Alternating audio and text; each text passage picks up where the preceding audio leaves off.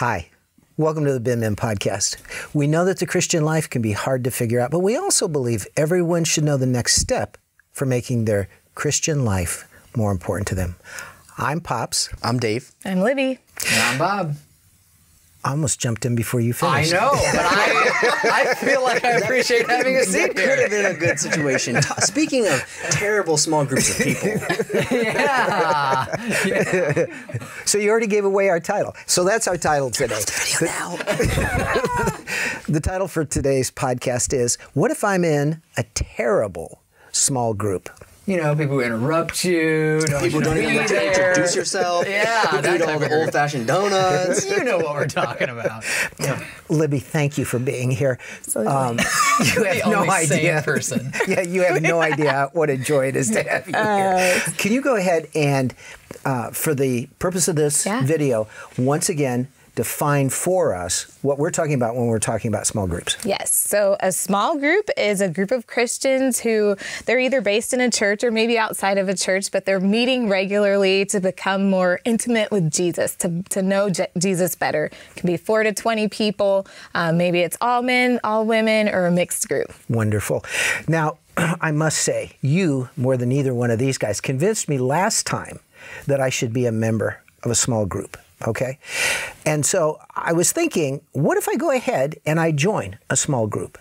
But what if I'm facing challenges within that small group? Now, you all convinced me that small group isn't all about me. It shouldn't be about what I'm getting from it. Okay? What my question really is, how am I responsible for contributing to the group if I'm facing challenges within that small group? Yeah, because I mean, man, I think from last episode, you know, there's 100 other risks or problems that can go on in a small group that like we didn't address, you know, in 10 or 15 minutes. You know, there's like oversharers and undersharers and not feeling like you connect with the group, or like the group's expectations are just radically way too high. Like there's tons of those, but that's a really good question. I think, like, in my opinion, here's like 3 ways you can make a group better. Communicate in group, communicate outside of group, and lead a group. I know these are things like we've interacted on here, so maybe I'll just chime in with the first one. Like, communicate in group means like whenever you meet together with the people who are in your life here, like your voice is needed. Be committed to show up every week. You know, it starts with just the commitment, and to also to add at least one comment or question into the conversation. Yeah. So maybe you feel super comfortable in your own skin, maybe you don't, but like your voice is needed.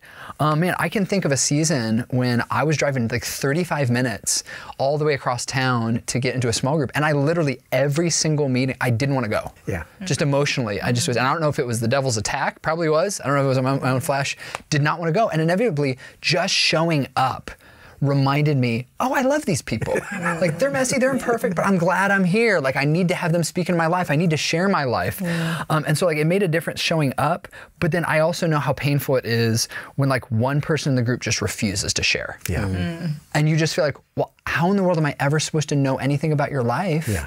Or be trusted with you if like you don't say anything. So now Dave has the opposite problem, is that he's gonna share too much of his, no, I'm just kidding. That's probably my problem. But just to say, communicate in group, because it really matters. Yeah. So with that setup. It's a good premise. Yeah, Libby, what do you think? So if communicate in group, but not everyone does it perfectly. What about not in group? What about outside of group? I think it's as important to do that, be communicating between the times you're meeting in person, because if you truly want a deeper relationship, it's going to happen more than an hour and a half that you're together. So just making sure that you're working hard, maybe harder than anybody else in the group, to make those connections and be proactive in doing so. And if you feel like there's problems in the group, being courageous and making the first move and bringing it up with those people that might be involved, and as a brother or sister in Christ, encouraging them towards the cross to resolve whatever it may be. That's great. You want to take the last point? Yeah, I was going to say, I mean, it makes me think of somebody in our group who does that to an incredible degree, but I feel like that's also, in my mind, in my wife's mind, qualified him as such a great leader. And I think... Yeah, because sometimes you need to take the next step to actually go and lead a group. When you're considering what the church needs, it is seasonally speaking, sometimes what you need to be just the participant. And other times you may be somebody, and we might be talking to you right now, somebody who does possess the spiritual giftings, the spiritual maturity, and are praying through the calling right now to even lead a small group. That is so needed. It's a different burden. It's a different experience. You don't have to be 49 and a half years old. You don't have to have done it for 21 years. Right. You just have to be called. And you got to step into the gap and you got to do it. So anyway, when we're talking about best ways to communicate and serve a group, communicate with a group, sometimes it isn't just as a collaborator, but a leader. That's great. Yeah, and don't be afraid of that. I think you're right. I think sometimes it's just taking a step of faith, and God forms us in the doing, not just in the waiting or the fear of a new thing. Okay, I'll lead your small group. You don't have to push any harder. You would probably be a better leader of our small group than I am. I would love to tell you what to do. That's what they get to do, right? That's right. Okay, cool. I'm a young adult. Stretch your imagination. And what are you laughing at? So I'm a young adult. Okay. And you've convinced me that I need to join a small group. Or I even want to go so far as become a leader of a small group. How do I engage? How do I get that done? Yeah, I think that's an awesome idea. First of all, I think it's showing that you're not just sitting back and waiting for everybody else to act, but really taking a faith in your spiritual development. So I think that's, first of all, great. But it's going to be a blessing to others as well. It's not just about you. So leading in that way. But I think the first thing you need to decide, is it going to be within your church or outside of the church? And I would suggest if you're in a church, like that's the easiest way to go. One, there's training, there's people who are experienced in it and can come alongside you, because small groups can be messy and there's highs and lows, so they can come alongside you and just help you through that process. But I think it's also important to have like a spiritual mentor that you can go to and talk about some of the hard things and things in your group and get wisdom from them on that as well. See Binmin spiritual mentor episode. Boom. Check. But also beyond just seeking out the structural piece, it's bathing it in prayer. If you're not praying, if that's not where you start, then your heart might not be in the right place. So just starting there and praying about if you should be leading, who should be in your group, and how you pursue those people. That's great. That's great. Yeah, and I feel like once you turn the corner of that prayer piece is so huge. Once you turn the corner, or you have the support and you know, okay, now it's time, like I'm going to lead, let's go for it. Maybe it's me, maybe I'm co-leading it with somebody else. In my opinion, leading a small group is basically just these like ABCs.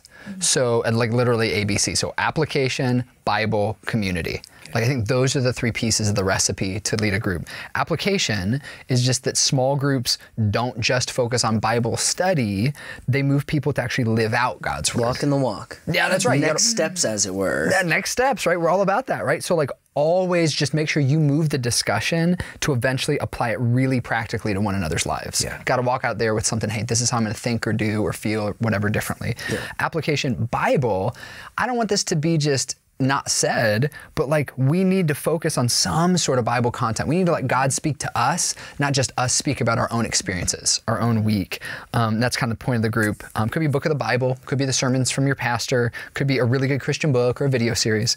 The third one though is community, and there's a lot that can be said about that, but like this isn't a college class. This is a group. Like it's a community. I don't just go to this event, I'm in a group. So like you should just be connected in each other's lives inside and outside of the gatherings. You know, like one non-negotiable way of doing this, by the way, I'm gonna sneak in a fourth on this, is prayer. Libby, like that was so good, not just before leading a group, but one of the ways we go deepest in relationships is praying for one another. Yes. Real time in real life, as well as saying, hey, how can I pray for you? I'm gonna go do that, and I'm gonna check in on how you're doing. So I don't know if ABCP makes sense, but you know, like it just slides off the tongue. That's right, application, Bible, community, prayer, there you go. Well, I think I would add, if you're at the place where that resonates, that is what you're looking for, we can just be a pretty easy encouragement to say, if you're at the stage where you're looking to go get in a small group, here's a word of advice. Go ask your church how to get plugged in. Because while we're contextualizing this primarily in a small group, there are other ways in community, that churches do community, I should say.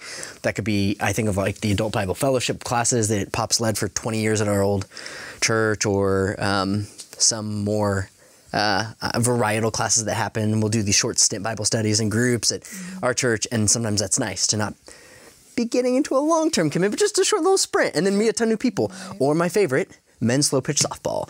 Best type of community there is. I'm not gonna lie, basically all my friends that I've made at this church started with men's slow pitch softball, but take it for what it is. He's got the bruises and scars to prove it. I didn't say So Bob, why don't you go ahead and give us a call to action? What's your next step? Take one step of leadership. So this could be to improve your own group, or it could be to start a new group. Man, if you're in a group right now and you think like there might be an issue in the group, something that you struggle with, or you know the group does, write it down and then start praying about, okay, how could God use me to try and address this issue in the group? Maybe it's with the leader, maybe it's in my own heart and life, maybe I'm the problem, maybe it's with something else that's going on or other people in the group. How can I make it better? Or you might be like even listening or watching this episode, having God whisper to your heart, it's time to lead. And you need to grab another Christian or a mentor to help validate that, start praying, and then, frankly, start inviting, recruiting people to come into a community around your living room or table or coffee shop or whatever to be able to talk about Jesus and talk about your lives together. Man, tell us what that way was that you were trying, without using names or without bagging on people. Comment on this episode, comment in our socials, and let us know what was one way that you think God is leading you to help your group or start a group, because man, do we love hearing from you. Yeah. Thank you, Bob. Thank you, Libby. Thank you, Dave.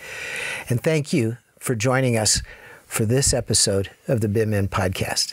We know that the Christian life can be hard to figure out, but we also believe everyone should know their next step for making their spiritual life more important for them. Binmin is a resource ministry dedicated to helping you find that next step. Yep, and I feel pretty firm, pretty confident that the Lord is calling you to subscribe to our newsletter on the website, binmin.org. So make your way over there. If you're watching here on YouTube, it is exceptionally helpful when you subscribe, because then you're, notified when new content comes out, and we're putting new and different types of content on all of our social media. So if you want to see silly little videos about the intersection of marriage and IKEA furniture building, then our Instagram and our TikTok are the place for you to be. Thank you so much for joining us today. I really appreciate your investment to this conversation and hearing back in the comments about how you took those next steps seriously. So we'll see you in the next episode. God bless.